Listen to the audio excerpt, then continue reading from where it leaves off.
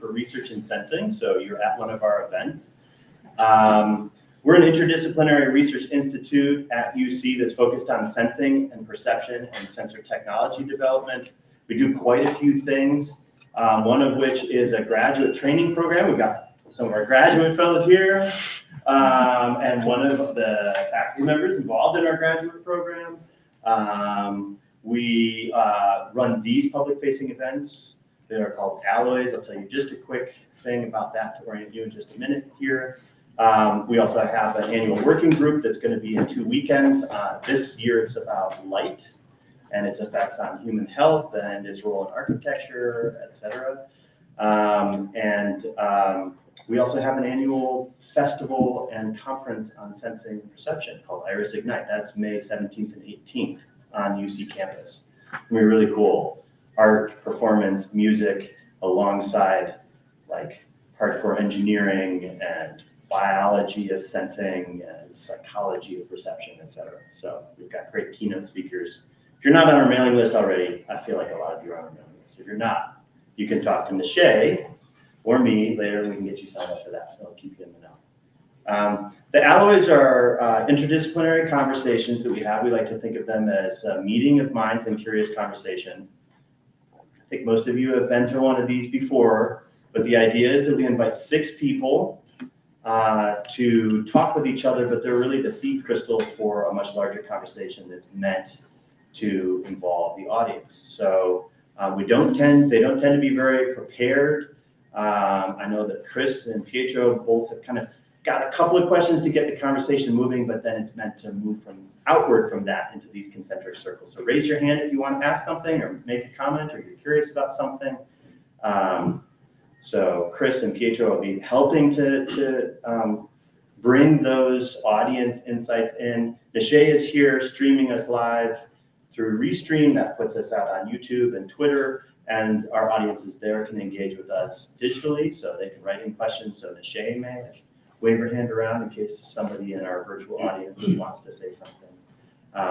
But yeah, these are not meant to be panels. These are meant to be conversations. So please join us in that spirit. Do I have anything else I need to share? I think that's about it. Yeah. So I think at this point, I'm just going to hand it over to Chris and Pietro, who are going to introduce the topic of conversation and those that they've invited to really help us with that. So, yeah. All right. Thank you. Thanks. Thank you. Sorry. Sure. So my name is Christopher Platz. I'm an assistant professor of art history and museum studies at the University of Cincinnati. And I focus on the Middle Ages and the early modern period. And my co-moderator tonight, Pietro Strobia, I'm happy to say that I collaborate with him and I work with him to think about the technical study of art using certain kinds of scientific instrumentation to analyze paintings and illuminated manuscripts and things like that. We'll hopefully learn a little bit about that tonight. But when we were thinking about bringing together the 6 speakers that we have and starting this conversation, we wanted to think about sensing and think about the arts and think about the senses themselves and their connections from different points of view. And to draw in artists and curators, art conservators, historians, scientists, chemists in particular, and get different points of view, different ideas about research practice, about teaching, about curatorial and conservation practice, about artistic practice. So we have these voices here tonight, and we are excited to think about the ways broadly conceived that art and sensing intersect or overlap, how they might manifest themselves in our own work, our own practices. So I will let my co-moderator, Pietro Strobia, introduce himself and continue. Yeah, so welcome everyone, and thank you for being here. And yes, as Chris said, this is an occasion to mix, like when we collaborate, the idea is to mix art and science, and then we brought in other voices that can like talk about how that what is done in the museum and on an artist perspective. But I'm gonna start introducing myself and then some of the speakers tonight, and then you can go ahead and do the rest. So yeah, you have my bio here. So no, I'm Pietro Strobia, and I'm assistant professor in chemistry at the University of Cincinnati. And in my lab, we are a sensing lab, but we do that, we mean that in a, I guess, different way that we're going to talk about tonight, because we make biosensors.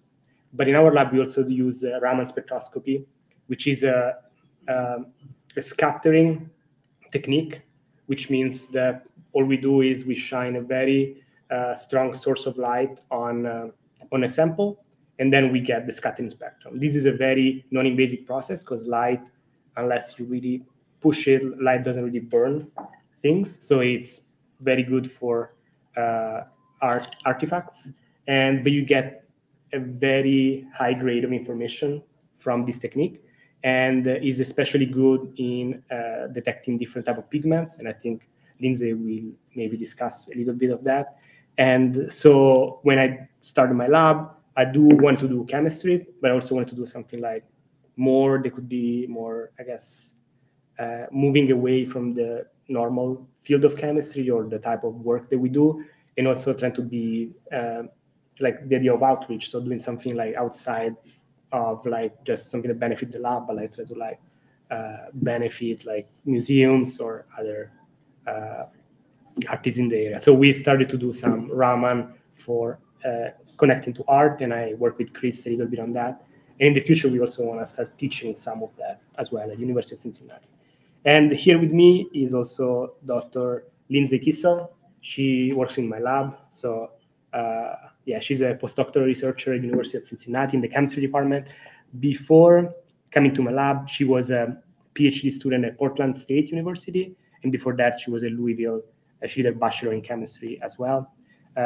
She's here because like in my lab, we do a little bit of Raman for art, heritage science. But in her PhD, she was working on collecting microscopic ink samples on works of art on paper. So she was studying the ink that were used in 18th century Japanese woodblock prints.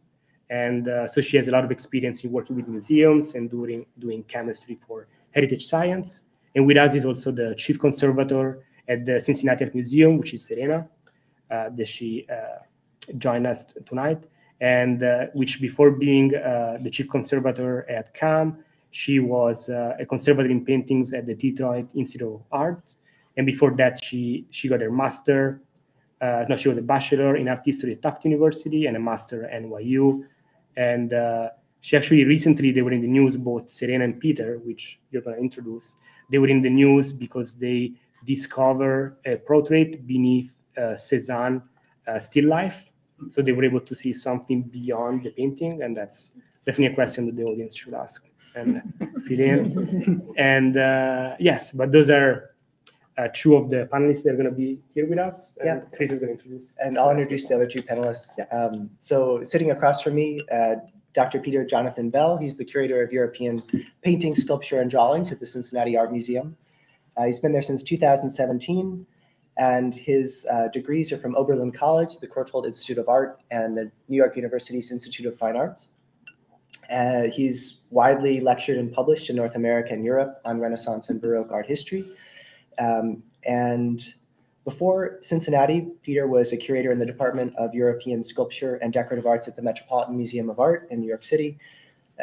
And at CAM, he's mounted exhibitions of painting, sculpture, and decorative arts from the Renaissance period all the way to the 19th and now 20th century.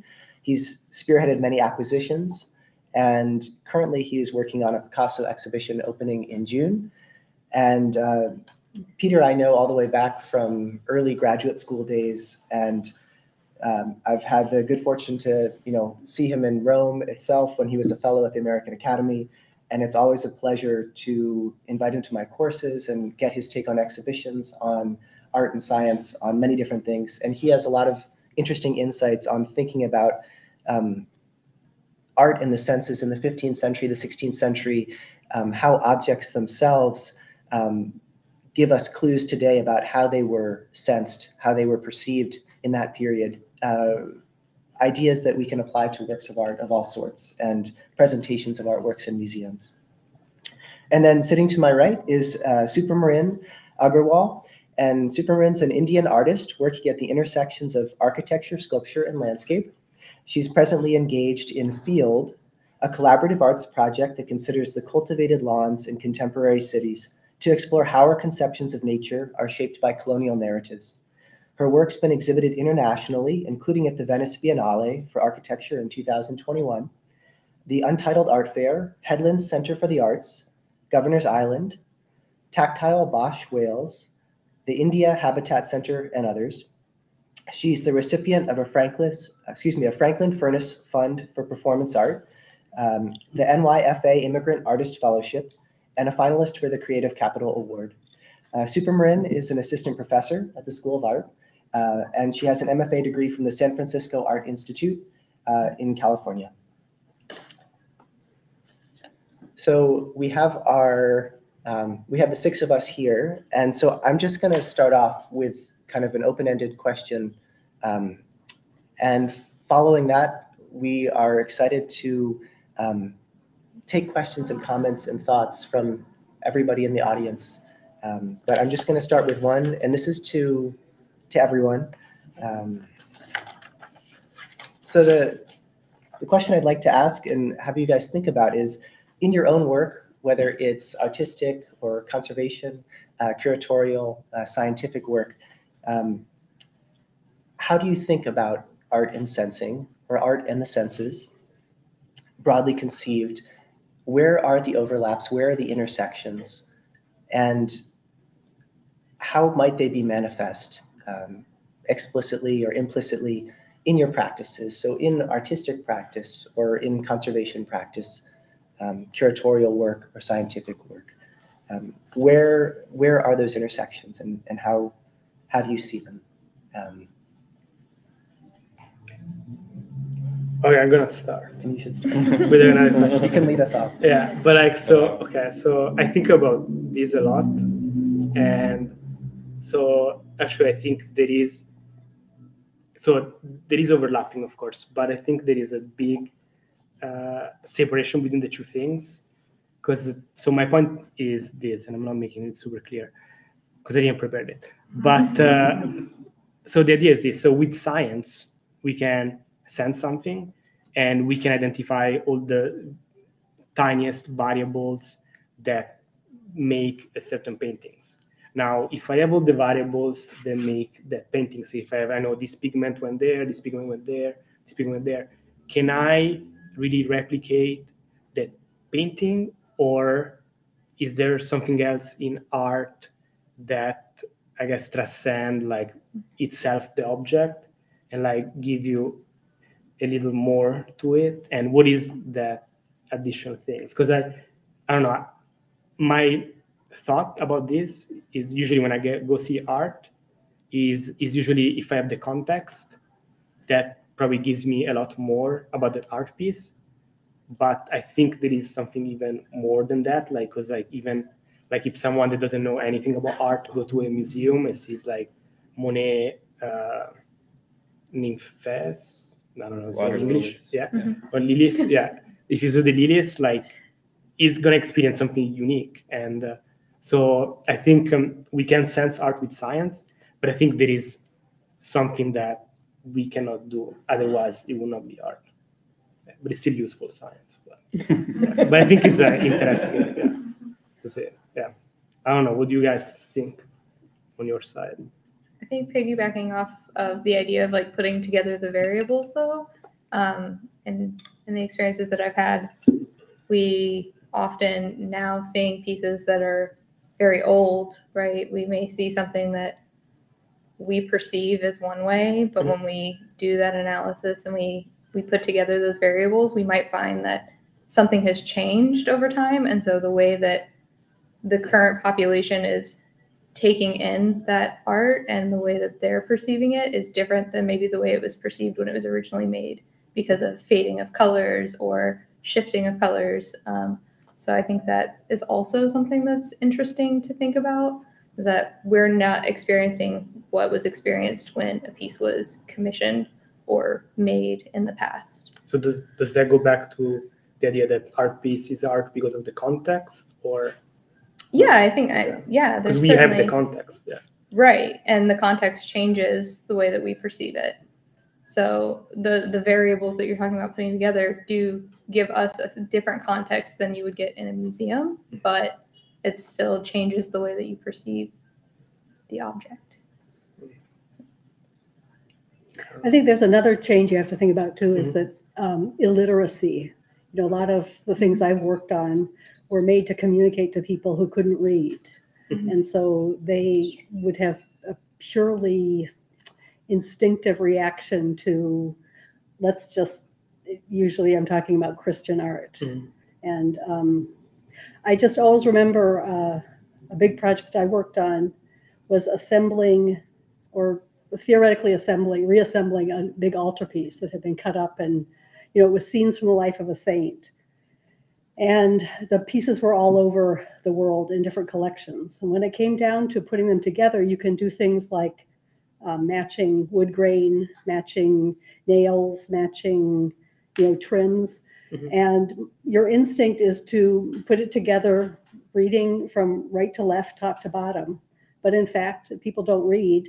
So generally what it was from the outside in, so that at the end of the story of the saint's life, you would be focusing on the scene in the middle, which was usually, a crucifixion or a Madonna or something.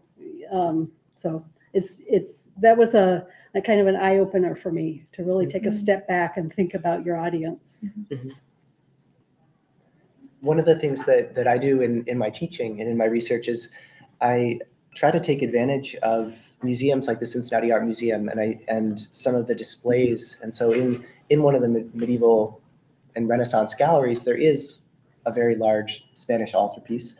And the way it's displayed is such that it's on a pedestal that is about the height of what a Christian altar would be in a church. So when I take students in this space, even though we can't ever fully reconstruct an original context for a work of art that's 700, 600 years old, it's still valuable, I think, to imagine the different senses that would be engaged in the original environment. So not only does the display itself, putting the altarpiece at about the height at which it would have been seen in a church, not only is that helpful, but to actually think about the lighting conditions and to think about the other senses, physical senses that would have been activated, in this case, in a Christian setting. So thinking about the incense you might smell, or the chanting that you could hear, or the type of light that would have been admitted by the windows in the church, or the candlelight on the altar.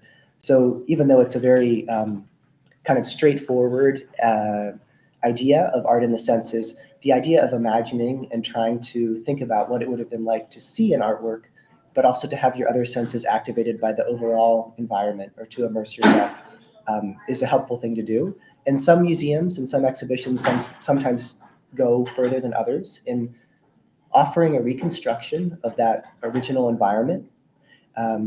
But it's one of those interesting, I think, debates in the museum field. How immersive do you want to get? Perhaps you guys have seen these advertisements or seen the immersive Van Gogh exhibitions, for instance. Which you don't like, clearly. I haven't been there.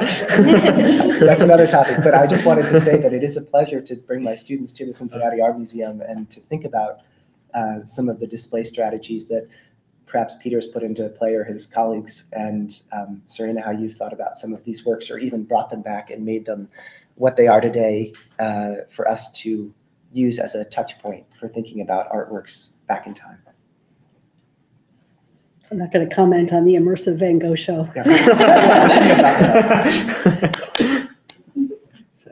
I mean, maybe coming from like a kind of an oppositional perspective. Recently, I had a piece that was in a gallery in Chelsea that was removed because it smelled. Sensory. And that wasn't acceptable. And that was not acceptable. It smelled Was bad. that on purpose? Yeah.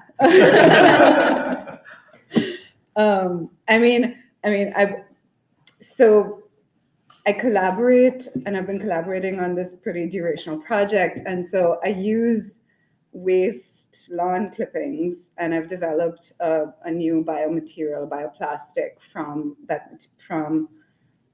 your yard waste, basically. And I'm interested in like the aesthetics of nature and the colonization of nature and the homogenization of like nature in cities. So a lot of the work is about that sense of repugnance and pleasure and horror of nature. So it's really interesting thinking about like where the senses are romanticized and where they're real. Like the sense of smell is something that transcends sight, that moves through a space, that invades a space.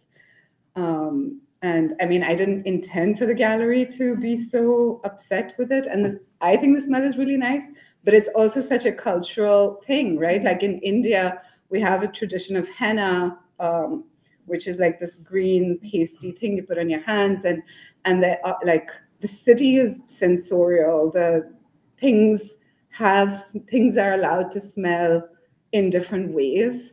So I'm interested in how museum and gallery spaces often lead a very precarious balance in that context. And I know, I mean, especially these days with a lot of the bioart shows and exhibitions that are on, for example, at the MIT List recently, there was a show, and they're tackling with a lot of these issues of how do you conserve these kinds of works? How do you like manage things that grow?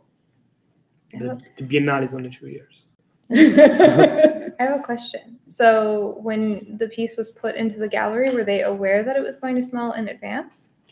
Or was it just like not something you thought to mention? Or like, I don't know. So like, the curator who like curated me in the show knew and knows my work really well. But the gallery owner did not. Okay. So it was curated in, but then like there was this freak out because people were like just the idea that an artwork can smell means that maybe it's toxic. Yeah, so I was gonna say that like something is wrong. So it was very, very complicated. And we've been sort of negotiating this through some unpleasant emails back and forth. I don't know if Serena has this kind of gut reaction, but I feel like conservators that I've met, if they smell something in a gallery, immediately your gut reaction is like, where is it coming from? Is it hurting anything? So like that's what I thought of when you said that. It's like what other pieces were in the gallery, like if they weren't aware it was coming from the art itself, but they thought it was, you know, one of the materials that was used to put the piece in, to install the piece. Like where is it coming from? What can we do about it? So complicated. Yeah. It's so complicated. Did it progress, or was it initially it was smelled what it smelled like, or it was the same? It's or it got stronger? I mean, or? you've smelled my work, Mark.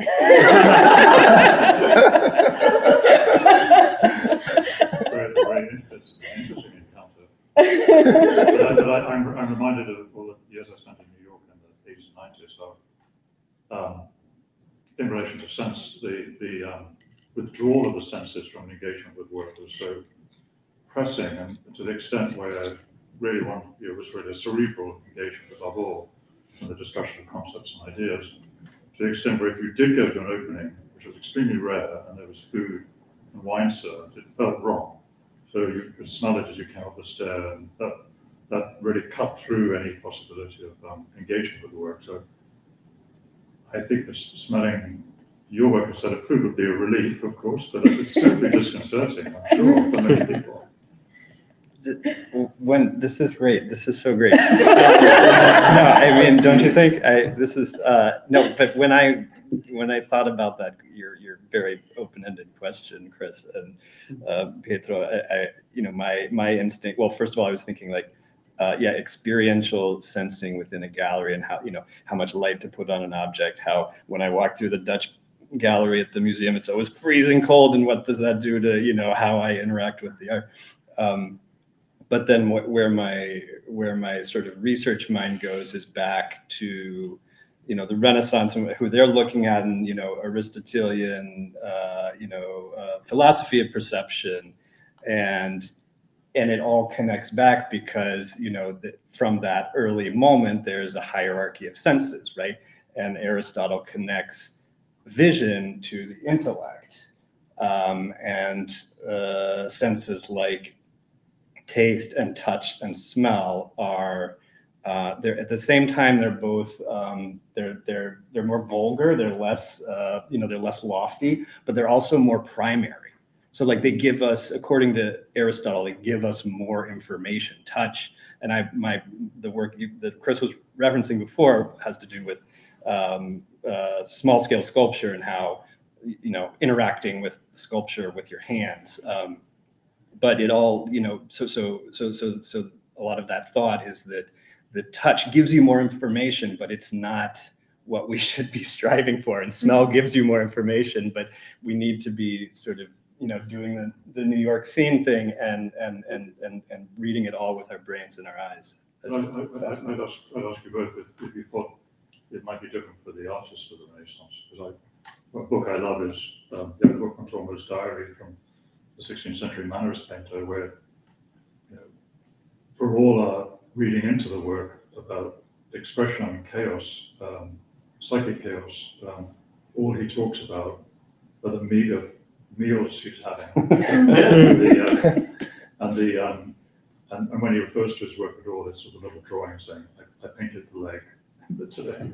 And so I wondered whether there was any evidence of Renaissance artists focused on Aristotle focusing on other senses in relation to priorities. I would think definitely that they were thinking, the artists at that time, like many artists today, were thinking holistically with their whole bodies. Who is it? Cellini, the great Medici artist, sculptor, bronze caster. He, parts of how they're making art, like he says, get down on the floor when you're casting bronze. They'd have the mold in, they dig a big pit in the floor of the studio and put the mold in there and cover it with, so it doesn't burn down the city, and then pour the molten bronze in. And he'd say, you wait until you hear it thumping, and then it's time to, so there's this this, and it made me also think about that of course all of this art that Serena, that we're talking about, that Chris studies, was made to be in this rich context that you're referring to of sights and smells and touches. And then here we are, museums, part of our big job is to sort of denature that older, and galleries to denature that, while at the same time trying to educate about it. It's really it's a challenge.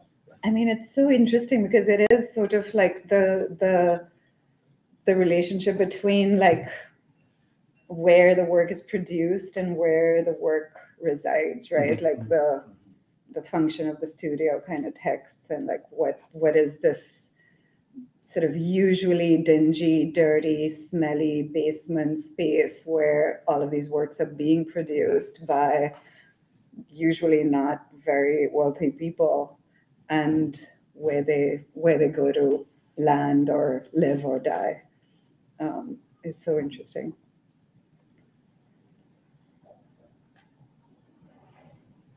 I mean, it is also like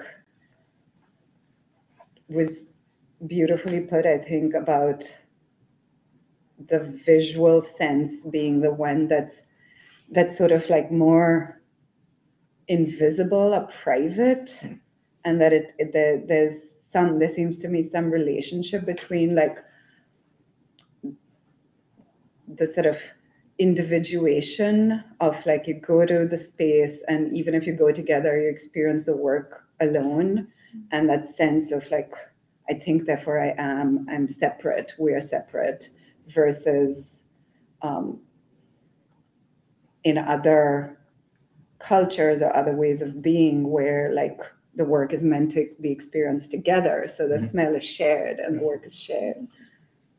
So on the technical side, if you want to talk about like smell, taste versus sight.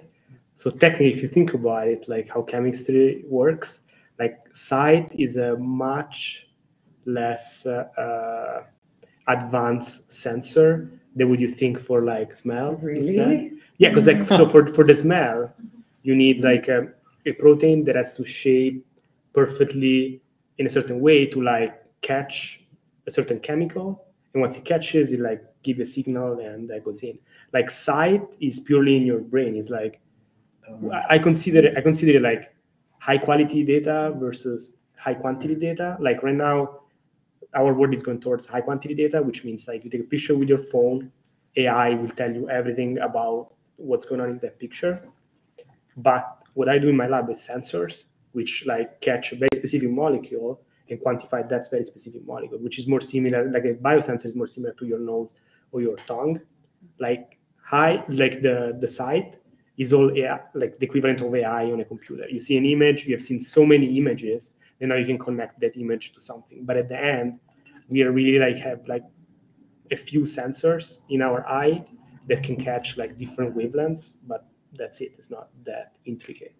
So it's also like sight is the only sense where there's really no material interaction, right? It's the only sense that's just picking up energy, scattered photons, whereas every other sense is like, you know, like sound is kinetic movement of air hitting our eardrums and also our bodies. Taste is obviously, it's if you're tasting it, it's in your body. Smell is molecules of matter, being picked up on by receptors in the nose. Sight is really the most disconnected. Every other sense is like something is on you or engaging with your physicality in some very visceral way. I think what's very interesting in this context is also that sight is one of the senses that we can voluntarily shut down, right? So like when we have something like a smell or an auditory experience, you can't escape it. You have to experience it. So it's kind of like this in your face. You have, like, if you enter the room, this is it, right? You're part of this. Or you can still choose to look away from something that doesn't, I don't know, fit your moral code or.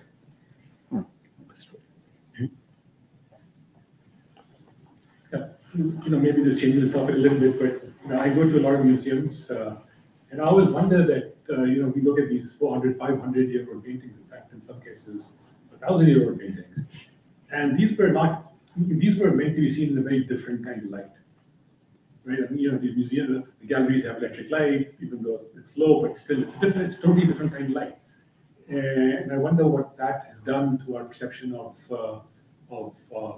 what we consider beautiful and what was considered beautiful then. Can I add something to that before we get into it? Yeah, and this is, I guess, dovetailing on what you were saying before.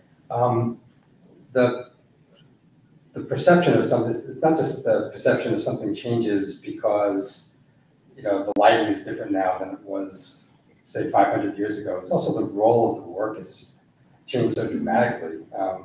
A friend of mine wrote a book called The Nature of New York. And one of the things he talked about was sort of the development of sort of the portrait of the scene in New York, sort of playing the role of sort of for people who couldn't travel back in the 19th century, and prior to the invention of cameras or photography, there were no photographs or anything, and so that painting showing the landscape was really providing all the information anybody would ever get, about what a vista looked like in the Catskill Mountains or something like that. Going all the way back to cave drawings. We may look at those now with fascination, but at the time, they were playing a rather different role for the people who were drawing them and the people who were viewing them when they were drawn. And so I find myself wondering about just how, even in an evolutionary context, how we evolve in the context of art and how it impacts our evolution as well. I mean, to pick up on that, visual art, at least in the West, like in that period, was a very primary method of like sensing the world for the reason we talked about. Now we have a million other methods for like visually sensing, distributing images of the world. Like we don't lack for that, but yeah, I mean, it's very difficult, I think, to imagine seeing any kind of visually representative artwork even a few hundred years ago when images or visual representation of any kind was incredibly scarce. Now we live in like the sea of images, like every moment we're bombarded with them. So to try to like recover a mindset of to see a painting in a church or anywhere as this actually like fairly rare occurrence for most people, it's just, I think it's very difficult to wrap one's head around. Okay. But I think it speaks to the power of the art, though, that we still find it beautiful and enjoy it. Regardless of the fact that It's yeah, not no, I'm not. it's like Yeah, no, I'm words or not. anything, I'm it's just saying it just has changed. It hasn't. We haven't lost anything necessarily. But it's a different kind of. Yeah, it's different. Back then it was. I mean, I'm glad to know. I'm glad that I know how to read. I wonder in this context if there isn't. I'm thinking about this a lot recently about integrating art and science, and I wonder if the art is not providing something that transcends this. Just I mean, obviously it has always done, right? But that transcends this like broken down, just perception of what we do and what we can see or not see, hear or not hear, or smell or not smell.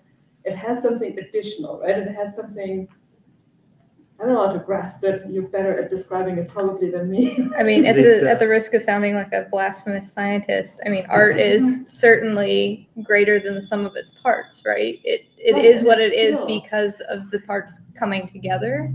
So, Right, but what I was, Yeah. sorry, I totally did not make the point that I wanted to make. But so thinking about this as something that is still providing more information than just the depiction of what we see, right? It's not, I don't think that, or I wonder if it's not any different from 600 years ago where we had some additional information because we couldn't travel to spaces or we couldn't do things. And now it's potentially more, I don't know,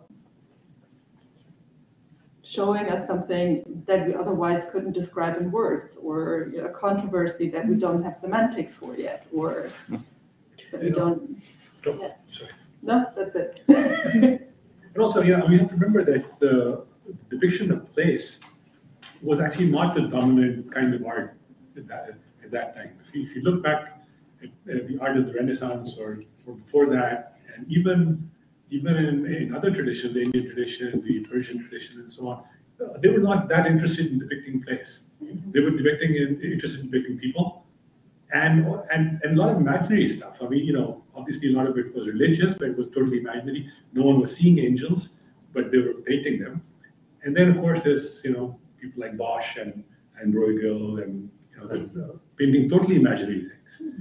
And so I think the function of art is something that convey an image of a location is a much more, I mean, when would you say it starts in Western art, with Poussin or Claude, or even they were painting imaginary stuff mostly. Isn't it impressionism? No. Well, no, I mean, I would say that the landscape as a genre originates at, in the early 1500s with Titian, but that's not even the literal description of place, sort of the stand-in for visual perception. Right. I mean, it's not like Constable painting an actual scene and you think that this is exactly what it looked like. Right. I mean, there's two things that I wanted to bring up. One is so I don't know if any of you have seen, I think it was in 2017, they did the first exhibition titled Garden and Cosmos, which was a series of Indian miniature paintings that were actually really large scale. So they were the largest miniature style paintings that were sort of discovered pretty recently in the 90s or something in the palace drawer, rolled away. And it was just there's some of them, I've seen the originals. They're from Jodhpur, which is in a region in North India, and they're just exquisite, and something about them has, I mean, of course, we're talking anti-perspective or non-perspective, and they're really thinking about this relationship with landscape, which is simultaneously interior and exterior. And so, I mean, I think a lot about this in relation to my own work, but like the timmingled temporality of landscape, if anybody is like into that jam. But how these paintings, by breaking the need for perspective, were storytelling both from like the plan view and the elevation view simultaneously, to be situated so I'm not separate from the landscape, and at the same time I'm not all that there is. And I think something about this idea of like sensing and what art can do by being within and without simultaneously is like really interesting and powerful. I think that's like a super important point. Like I would like, from my perspective, I feel like there's this tendency to like kind of set up science on one side and like artistic endeavors on the other. To me, they're more of a continuum. They're both forms of knowledge production, right? So art, taken in its broadest sense as this vast arena of human activity, is a form of sensing. It is a way of sensing things that maybe don't yield to methodologies of sensing that lie in the space of science, but they're completely entangled. For one thing, the production of art, every artist relies on methodologies and tools that have been derived by the methodologies of science. Your work is a great example. I mean, you worked with the biochemist. Sure. Even when artists are working with traditional media like paint, they're still relying on tests and experiments to figure out, like, how does this pigment interact? So there's like all kinds of sensing embedded in that.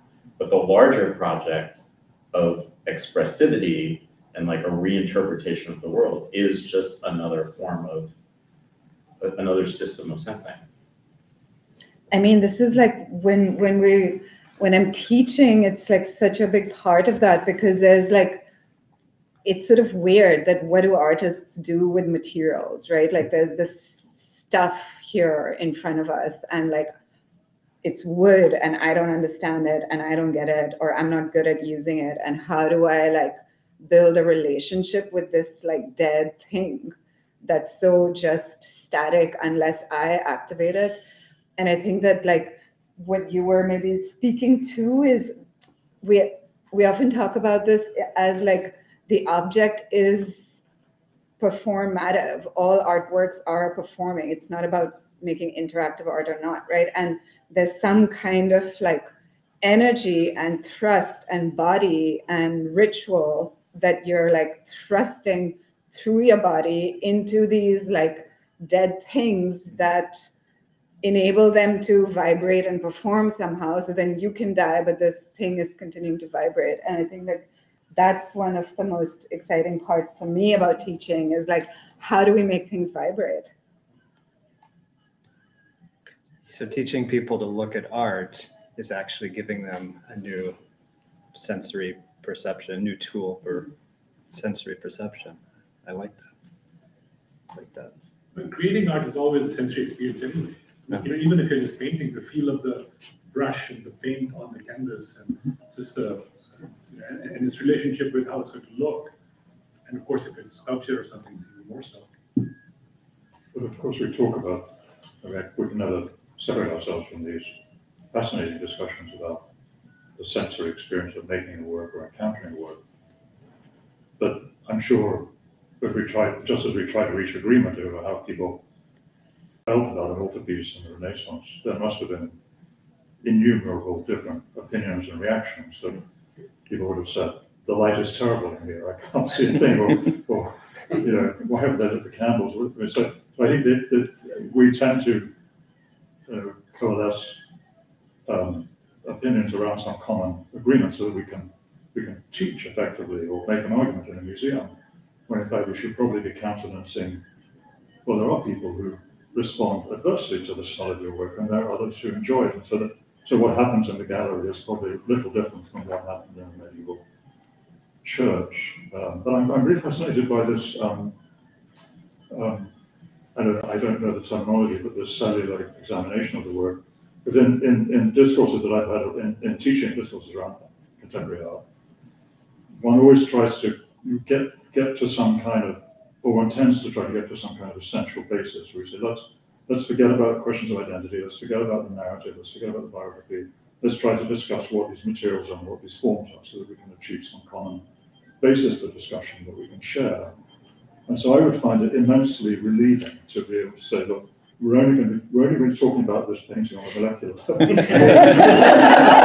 cannot bring any other information to this. The ultimate formalism. Exactly. I was thinking of someone like Robert Smith's and Turing, wanting to sort of say, if it was Smithson, I'm getting it right, the piles of dirt and gravel that are outside. We only perceive this as non-signifying building material. So I'm very interested to hear more about, what else happens when you encounter that molecule. Do you find yourself being pulled back to senses of amazement or I don't know. I think my perspective is we're pretty sterile about it, because usually the questions come from the curators or conservators that have all the context, and we usually solve a small piece of the puzzle. It is an important piece, but it usually is very small. When he's identified a molecule, he has identified the molecule, but there are millions of molecules in that painting, and so you can't necessarily say that all the molecules are going to be like this.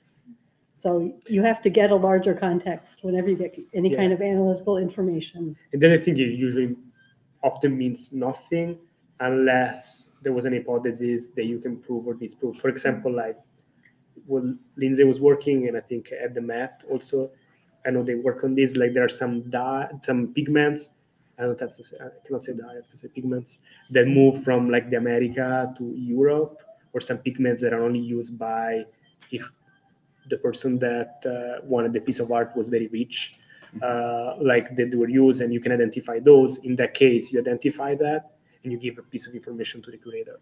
If you find the pigment, it means just the pigment is there, but usually doesn't give you more information. So it's always has to be a collaboration. You need to know, for example, that what you're testing is part of the original work, because historically lots of materials have been added to works of art over time. Well, you can tell we cannot. Yeah. It also sometimes, in the case of the work that I've done,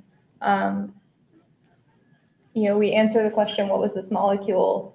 And then it opens a bigger question, because now when the work that I did in my dissertation was the second study to find this one particular molecule in this one type of artwork that has no written history of that molecule being used in that type of artwork.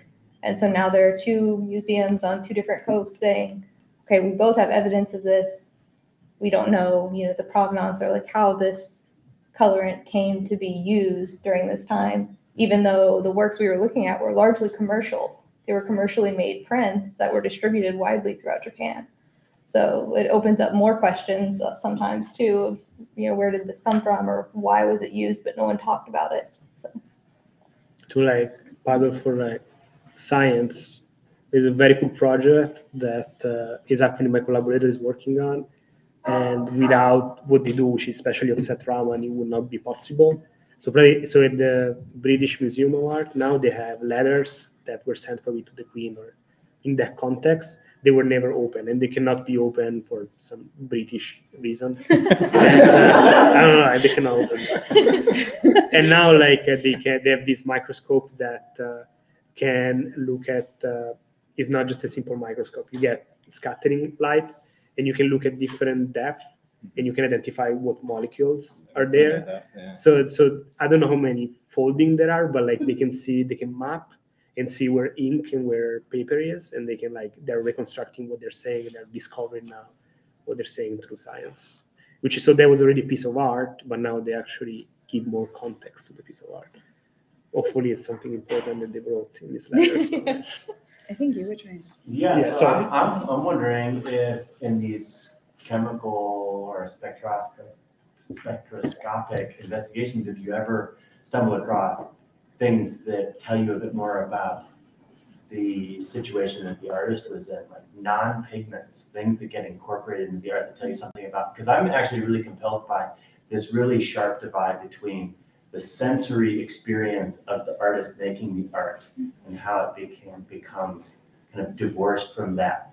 Everything dries. It doesn't have the smells of the paints, et cetera. And it becomes this inert object that goes oftentimes into museums. And so I'm compelled by like wondering if you can get a glimpse chemically into what was going on during the creative process outside of what was intended. You know, do you get like nicotine if they were a smoker? Do you get like stuff from the food that they were using? Or do you get something about the water that was used? Or To do that, you have to, that would take destructive testing in a lot of cases. Okay. And we tend not to want to do that. Yeah. You know, no. And even you would have to like, Just be the looking ramen for stuff. that. The ramen- Does that allow you a broader scope of mangas, or you really need to be very specific about it? Ramen is mostly bulk, so When Yeah. when you were just talking about this, I flashed on several paintings I've worked on where I found lots and lots of hair from artists, like Utrillo, for example, and Soutine, and Augustus John. In fact, Augustus John, I worked on a mural that was 23 feet long. It was a painting, but it was a lot of time to work on it. And I found lots and lots of his hair. And I finally went to the curator and I said, did he have like chestnut brown, 8-inch? She said, yeah. It was his hair. And it was very thinly painted. It isn't like it was mixed up in there. So, Just a hairy painter. yeah. And someone like Utrillo was a lot kind of messier than you might think. I mean, when I worked at the Barnes collection, so I had a chance to look at lots of paintings by one artist. So I looked at a lot of Modigliani's. And Modigliani, if you're familiar with him, he looks kind of a little bit random and a little bit sketchy. When you get up close to them, they're very well thought out and particular and planned, and some of them are really beautiful. They're almost like texture that he made on purpose. Where someone like Utrillo was just like all over the place with stuff in them and dried paint, dried up in the brushworks. And as a conservator, as a paintings conservator, because you spend so much time in front of a painting that you're working on, you have time to make these observations. Mm-hmm. So when I have an observation like that, it is visual, but it's also touch in a lot of cases because I am physically touching the objects. I usually do make a note in writing in the file on the painting. A lot of times I have no idea what this is about, but it's something I noticed, I'm going to write it down. And in the future, maybe someone will figure out what I saw. So do you feel like you come to an understanding of like different sides of the personality of painters than one might gather from the art because of your close inspection? In as much as see the process and the way in as much as their working practice tells me something about their personality. Yeah. I was going to say, I've also seen cases where like relatively recent artists, 20th century artists, who decided, even though, materials are widely available now, you can just go buy paints, decided, I'm going to make my own. Mm-hmm. And they have, materials that or paintings that are, listed as a tempera, for example. And then we look at it a little more closely and we do a little bit of analysis and realize like, oh, maybe this actually isn't a tempera. Maybe this is, some other, like a resin or an acrylic. And so understanding like how someone chose to make their own materials and then put those materials on canvas or on board in such a way that it kind of tricks the eye even of experts is interesting too. And like thinking about like, what was going through his mind while he was putting together this piece. So. Nate, your question, and Serena, your comments about Utrillo make me think of a painting I always go visit in Washington, D.C., where I'm from. At the National Gallery, there's a Jackson Pollock painting.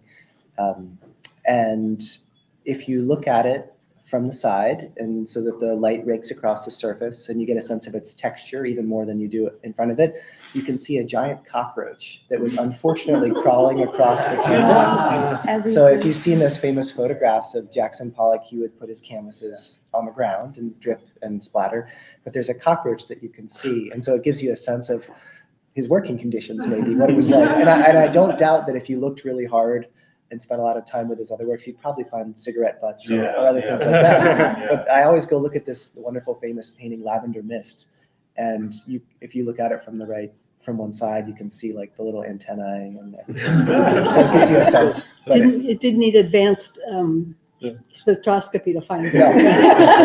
There was at the Nelson Atkins Museum 4 or 5 years ago, there was a bug they found in a Van Gogh. Got And that hit that hit the news pretty big. And the poor conservator is just kind of fed up with this is going to be her. It's going to be in her obituary. but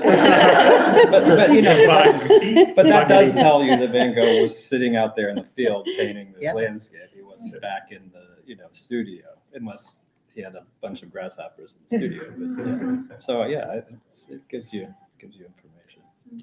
So going back to the what you no, said, go Jack. I wonder if artists today can utilize what scientists are doing to kind of preserve their work. Like if you did headspace analysis to determine like what volatile organic compounds made your work smell the way that it did, then you could, bottle that up into a perfume or something, so that hundreds of years from now, if you wanted the people viewing your work to have the whole sensory experience, you could have that there for them to spray on a little piece of paper and smell while they're viewing your work. It's not just something that we can put, to the test of artworks of the past, but the present too, to preserve it for the future. That's cool. Let's do it. But yeah, in the department we can do it. It reminds me of something I saw today. So the College of Engineering had its expo for senior projects today in the Duke Energy Center. And one of the projects there was a virtual reality thing where you would wear your goggles and you would have the scene in front of you, and there'd be objects there, and you could reach out for an object and bring it up to your nose, and then you would smell that object. Yeah. So it was a rose or something. So they had the aromas already built into the hand that you would bring up, and it would release the right aroma. So that's a little bit of the metaverse coming into it. Yeah. Well, you all mentioned the immersive experiences, those which will not be named. But I actually heard recently, like some of those experiences are, 4D, and that they have like a scent component to them. And so then, wherever these are being housed, if there are other artworks, they have to think about like, what smells are we pumping into this gallery? Is the smell leaking out into other galleries? Like Pietro said, your nose is actually very, very sensitive. It's a very good sensor. So it doesn't take very much of these compounds escaping for you to notice them. So it's an interesting question as well, for those who want to put together these fully immersive experiences, how do you do that in a way that doesn't dampen or change the experience in other parts of the galleries or the museums that they're in? I think it also that goes to this larger thing that over the course of the 20th century, particularly in the last 4 or 5 decades, artists have really aggressively pushed the space of materiality in terms of what artists work with in terms of materials. And now it can be literally anything from contracts and economic structures to language to scent. There's a lot of artists working specifically with scent now, as well as lots of other things. So I think it's just another way that you can look to the arena of activity that we call art as a mode of sensing and responding to an increasingly materially complex and technologically complex world by taking on all those things that are part of the non-art world and refunneling them through an expressive creative mode. I mean, I think that's so well put, is that complexity, that the hyper object that cannot be seen but can be its symptoms might be experienced. And so like in this world where we're like so used to experiencing from the body that is like now gone through transformations that cannot be comprehended and have interconnected symptoms that seem completely improbable and unlikely, and our bodies start to sort of like fail ourselves or our abilities to comprehend anything at a global scale, maybe, is really interesting of the sort of the grappling with this, the sense of loss, or the sense of the world has become too small, or the sense of like, I don't know where I fit and I don't know what is happening. I think like a lot of the polarization in the world right now is also about that sense of fear. And like the power of like a tool like science resides in its rigor and its ability to like zero in and eliminate variables and test on like this very meticulous kind of way and not go all over the place. That's what makes it work. That's what allows it to give us all the things that science gives us. But what it can't do is exactly that. It's not adroit at talking about lots of different things that are entangled at the same time. It would fail if it tried to do that. So that's wait, because I think there is a different layer to that. Because I think. Sorry, I'm not a scientist, so I don't know. No. That is very interesting. But like, because is it just complexity, or is it just like something that transcends the variables that we work with? Because I know science. So there's stuff that we cannot answer in science, but it's just because we don't have enough scientific power to look at enough variables simultaneously.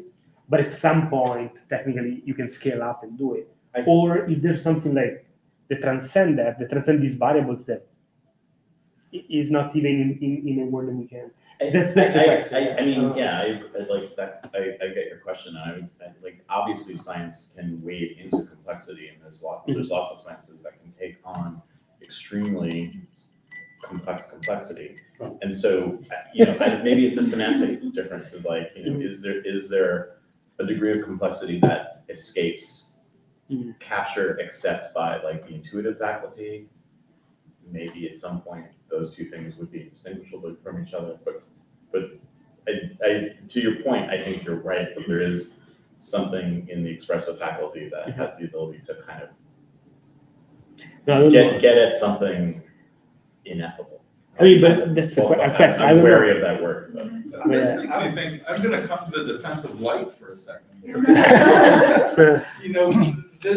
This sort of, I think, makes clear why light was so important and took the central role. And now we're trying to kind of claw back and say, look at all these other important things. But you never ask where that light is coming from, like where that sound is coming from, or what is that smell, or what is that color, or like, I feel something, I'm not sure what it is, right? There's a cleanness that is very useful for certain things in light, and why we latched onto it is such an informative and like precise tool to get at things. So I just want to say, go light. Just not, let's not forget the rest, but go light. I have no problem. I kind of wanted to like take a step back and do another tangent kind of thing, because a lot of this is like we keep going back and forth with the idea of like how things were maybe perceived differently, or like what we carry over through time and how that affects how like people will either in the future think of things, or like the perfume idea or anything like that. And like I think another aspect is just realizing that like we're all human, and like communication is like a funny thing. So I feel like I read this article, and I'm gonna get the location wrong and I feel bad, but I think it was either Greece or Rome, but they were trying to scientifically figure out how they made these sort of bricks that were sand-based, and they found this old writing that was like, here's the basic ingredients. It was like this part water, this part sand, and they kept trying to make it and it kept failing. And then it was only somewhat recently that they figured out you actually need salt water, but they didn't say that. They just said water, but it makes sense because back then water to them was the ocean. So why would you say salt water if, like, when you talked to everybody, when you said water, everyone knew what you were talking about? So I just find that funny because it's like, even nowadays with how much technology we have and how much insight we have of the past and everything, I feel like as humans, we can always get caught up in that thing where it's like, nowadays we say a thing that everybody knows today, like, oh, salt water means salt water or ocean water or whatever. And then it's like, however many years in the future, like no one's gonna know what that means. Or like even where we say like a baking recipe where we're like, takes 2 eggs, and it's like, well, is it 2 like ostrich eggs? Is it 2 chicken eggs? But it's like in the future, who knows if we have chickens or like what that looks like what someone might think an egg is in the future. So like just coming back to that topic of like communication and how that intersects with like, you can look at a molecule and it means like, it's always going to mean that, but like scent might change over time versus like something decaying and it changes molecularly or anything like that. So context. But yeah. So going against light, I was thinking of so light technically only has like, so you have 3 variables for like the space, and then would you have like 400 wavelengths that you can see, but like that's it. Like with like smell, like you have like proteins that can form like, I don't know, billions of shapes. So, right. It's simple. I don't think it's got polarization. But it goes back. Polarization. We cannot see it. You know, well, we don't necessarily see that, but lots of things do. And then a temporal component, temporal resolution. Okay, one more dimension. I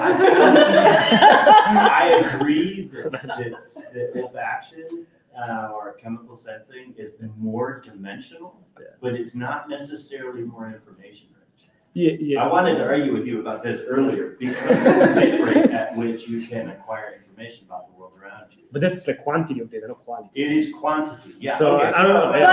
But the whole quantity versus thing, right? I mean, that's the thing. The quality of information you get from light can be extremely rich, right? I could tell you how far away that exit sign is. I could discriminate that color from extremely. But I think that's all in your shades. brain. It's not the sense. It's all your brain.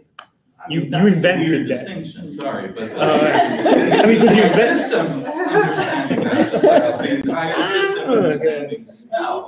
But we make it up. It's like the idea that it makes it almost like sight is disembodied, right? Like it's less embodied than other senses. But I mean, anyone who has had, for example, a migraine can describe a very like intrusive experience of light and of sight that doesn't seem just sort of, cognitive.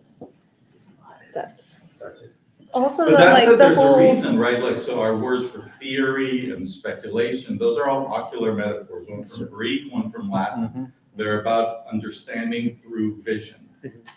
And because despite being embodied, there is some kind of precision but richness that we get through sight that is just more complicated in other cases. And certain problems don't arise, other problems arise, but certain problems like the ones we've discussed today don't arise, and that's been useful for certain things. Humans are definitely visual dominant animals. That's for sure. I was gonna say you equated it to like quality versus quantity, but like quantity got us pretty far. Like quality is a new thing relative in like the timeline of humanity. No, and to your point, actually, in favor of your point. No, I mean, there is also to be said about a multisensory experience, right? If we just look at visual experience and we only get so far. But if we add other senses to this at the same time, we get a far richer and not just the sum of the pieces kind of experience. Right, but if you took away the vision and left those other things in place, you get a much less precise. Actually, you would be surprised how blind people would not agree. I mean, Proust wrote a whole book about that. So smell obviously is an important thing. It's our most fundamental sense. I think someone said that already. But even evolutionarily, that's the most fundamental sense. Vision? Smell. Which one now? I guess touch is the most. Mechanical so too. sensation Yes, is I would also the agree. earliest and most primitive sense. Yeah. So And that's where hearing comes from too, so Yeah. that's got deep roots. This topic made me, are we getting kicked out? No, okay. Made me, almost, yeah. Made me think about something that I read from, that it's as long back, and I'm gonna get it all wrong for the harder science people, but the idea was, it's sort of some of what we're learning about sensing from a biological standpoint maps a little bit onto Aristotelian thought, in the sense that the attention is focused away from the body with sight, whereas toward the body with touch and some of the baser senses of smell and taste. And I just wanted to throw So that out early there. theories of light had light coming out of the Yes. eye. Perception was an active Right. It was process. ramen. Yeah, so there's, it's ramen, okay. Yeah, there's actually, this percept of actually, like, sight actually imparting force in the world. It's like eye lasers, all this crazy psychological stuff that suggests that people feel like they're actually applying pressure to things that they look at. I mean, like, so, Right. so Virtual eye, not to embarrass them. light does apply pressure. Like you can, like, if I shine, so that there, like one example is like a optical trap. Yeah. If I shine light on something that focuses it, because like you have an electric field that is changing, you have photons that are changing directions. Like you have a sphere, a photon comes here, bounces and goes in this direction. Like since you have like momentum going this way, you can block an object in the middle. And there is also like, I think it's called light pressure. Like if you have a sensitive enough sensor, you can feel the pressure of photons, the momentum of the photons. Yeah. So it does exist. I don't know if you're sensitive enough to do it. And things like that. Yeah. Yeah. But then that's more heating. Oh, it's Heating. like a differential. Yeah. Heat. Yeah. I think. Heat is like the. Yeah. I thought it was a solar wind. Yeah. Isn't that a solar wind or something? Yeah. Yeah. But I think. That would be like. Yeah, it's light. But I think like, but if you transduce like light, you absorb it, and then like the photons become phonons or stuff that bounce on each other. Yeah. And when they bounce on each other, they heat up, and then become something else, I guess. Yeah. When it's pure like the momentum of a photon is not absorbed, it just like transmit through something. So it doesn't change itself. It just like it just moves and it changes the way it moves, and like that's pure momentum of the photon that changes. I think. We're in the weeds now. But talking about like your initial question for the curators and conservators, like I was thinking like Caravaggio. I can barely see Caravaggio like now in a museum. How did they do it when he was painted? Or was it like, how did they see it? It was super dark. Where was it? The sun makes brighter light than our cams in the museum. So, no, but I think it's interesting to think about chiaroscuro paintings in relation to the context where we started this conversation of, how that would be experienced in a candlelit church. Yeah. Or the Francese church in Rome, where the Caravaggio's, he has the window right there where it shows where it's supposed to be. Okay. Yeah, I mean the perfect example of a site-specific painting. And position there for the light. Yeah. To view it. But it's, I mean, like some Matthew when the light in the painting or the light the light in the painting. The window in the painting. It matches where the window is in the little really? chapel. Yes. Yeah, Yeah. you have never been to that church? You No, should- I've been, but I didn't realize it's that. spectacular. Oh. Yeah. I was at the wrong time, I guess. Yeah. So. You must remember. Yeah. I didn't know. That's cool. Are we winding down? I think so. Any parting remarks from I our don't know that excellent no one has moderator? mentioned AI until now. Even though in 10 years, all parties to be done by AI. No. Is there gonna be art? NFTs, so to say something provocative. NFTs, is it? Well, NFT is. Well, I mean, AI is not necessarily art. It's It's just artificial. I mean, it's regurgitation of Yeah. existing We art. can do another whole It's not unique. It's not new art. it's so much more. It's going to put all the professors out of business, right? Yeah. Well, we hope that it remains a tool. It might not remain a tool. I mean, I'm really serious. No, I'd rather. I mean, NFTs I think are more of a boondoggle. Also. No, yeah, NFTs are nothing.